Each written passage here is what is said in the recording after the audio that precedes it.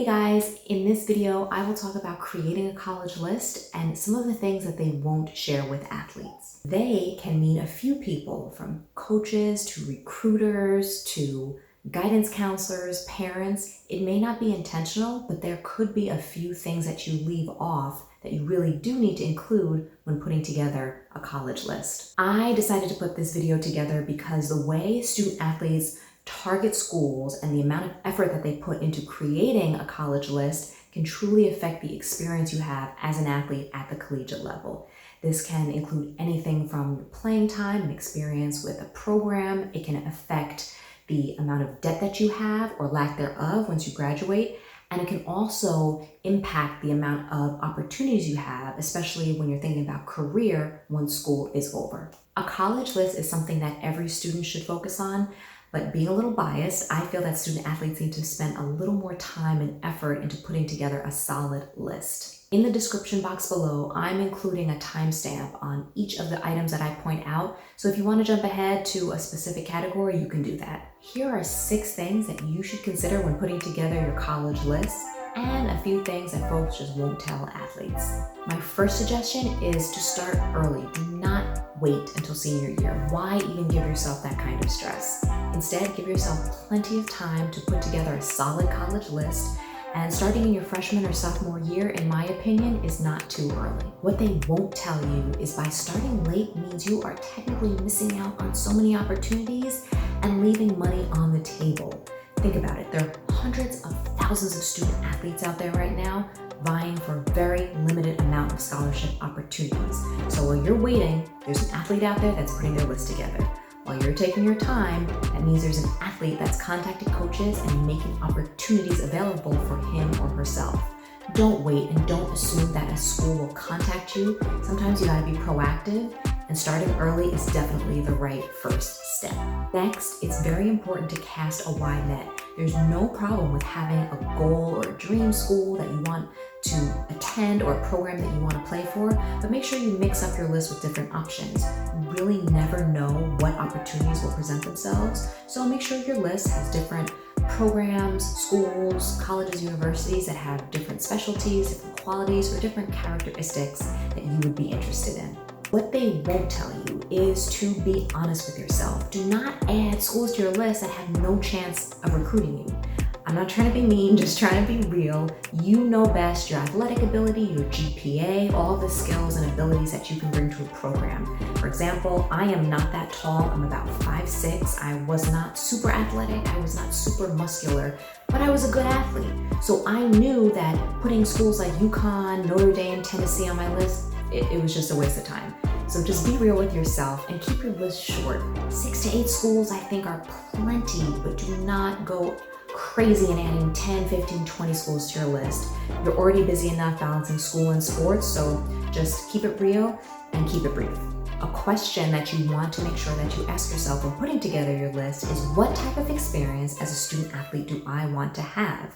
Now, when you're putting together your schools and your lists, you want to make sure that a school has the programs that you're looking for. They offer the degrees you're interested in. You want to make sure that the size of the school is something you're interested in. The location, how close is it from home? These are things that are very important when putting together a list for any student. But as a student athlete, you also have to understand what motivates you, and there's really no wrong answer. Are you just strategically looking to pay for school? Are you looking to make lifelong friends with a great team culture and great teammates? Or are you looking to win a chip? Again, there's no wrong answer. You can maybe get all of those, but you have to make sure that when you're putting together your college list, that those schools on that list can answer those questions. What they won't tell you when you're thinking about your college experience and what that will look like as a student athlete is that D1 is not always the best option. I was very lucky to be able to go to a D1 school, but you can still get the same, if not better, experience at the D2 or D3 level. So sometimes, and this could be for parents, not just student athletes, you need to make sure you check your ego at the door. D1, you get an amazing experience as a student athlete, and there's a really high commitment and limited time because you're literally a student and an athlete 24/7. D2, there's a little bit more flexibility. However, you're able to still obtain a full ride and athletic scholarship in many cases. And D3, there's still opportunities to become a student athlete, and while they don't have athletic scholarships, you can still apply for grants and financial aid. So don't just limit yourself to D1 or bust. There are so many opportunities out there. Just make sure that you're understanding that when you're thinking about your experience and what your time and your opportunities will look like as a student athlete at any level. Another thing when putting together that list, what does playing time look like? You can sign and commit to a really great school, but that could also mean limited minutes or even riding the bench. On the other hand, you can also go to a mid-size or a smaller school and play a ton of minutes, really contribute to the program. Again, no right answer. It really just comes down to what's right for you.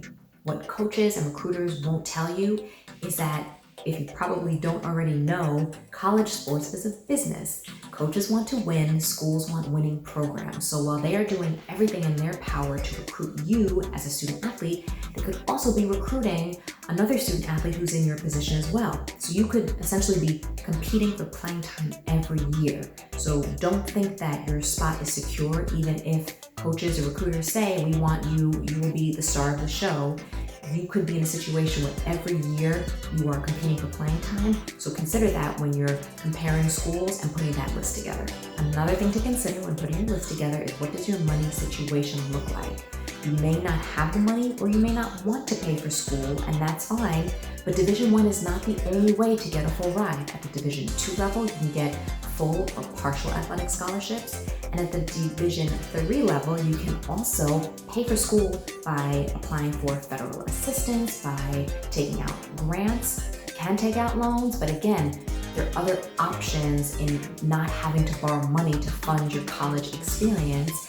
Maybe you can take a job to help cover the expenses for school and all the things that a scholarship wouldn't cover. Just really consider this, because stress and money once you graduate is a big thing, and not having debt or walking away without having to pay back any loans once you graduate is really a great thing. So one of the things they won't tell you is, with the exception of some of the big powerhouse football programs and some big time schools, even though you're committing to a 4-year opportunity as a student athlete with a 4-year scholarship, that scholarship renews every year. So essentially you're committing to a 4-year opportunity, but it's renewed annually. So there are a few ways in which you can lose your scholarship. It can be anything from disciplinary issues outside of your program. You could be academically ineligible, or your grades aren't on par with the program that you're playing for. There are very weird loopholes in some cases where I've seen student athletes have lost a scholarship because they have gotten injured outside of school, like when they're home during break or during summer vacation. And there are also even a few situations where, when a coaching change happens, sometimes a coach may not honor the scholarship that you committed to with your prior coach.